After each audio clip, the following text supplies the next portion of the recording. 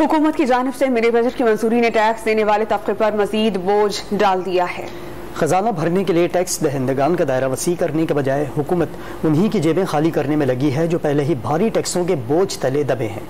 सबसे ज्यादा परेशान तनख्वाहदार तबका है। अक़वाम मुत्तहिदा और IMF भी इस पर तहफ़्फ़ुज़ात का इज़हार कर चुके हैं।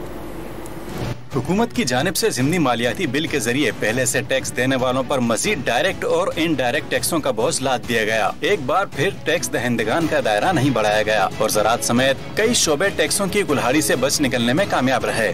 ज़राअत पर टैक्स न होने के बावजूद फलों और सब्जियों की कीमतों का बढ़ना भी सवालिया निशान है। जब आप अपनी एग्रीकल्चर पे इतना ज्यादा सब्सिडी दे देंगे, जब एक स्पेसिफिक तबके के पास ये सेक्टर रहेगा तो उसने तो आवाम को अफेक्ट करना ही है। वो कम बाल है, वो जो चोर है उनको पकड़ें और बजाय उसको जो लॉस है वो गरीबों पे डिवाइड करें। सब्जियां बढ़ाई जा रहे हैं, कोई पूछने वाला भी नहीं है, बस टैक्स लेते जा रहे हैं, टैक्स लेते जा रहे हैं, टैक्स तो कोई भी नहीं बढ़ाया।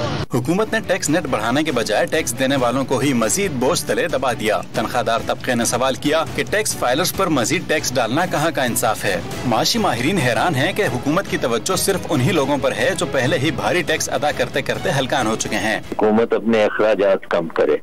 इतना बड़ा आपने बजट बनाया हुआ है सूबों में, फेडरल गवर्नमेंट के, फिर लोकल गवर्नमेंट के। उसके बाद दूसरा नंबर आता है कि आपने टैक्स के निज़ाम को ऐसा करना है कि हर बंदा पाकिस्तान का आराम से टैक्स दे सके। जबकि हुकूमत टैक्स नेट बढ़ाकर टैक्स दहंदगान का दायरा वसी करने को नजरअंदाज करती चली आ रही है।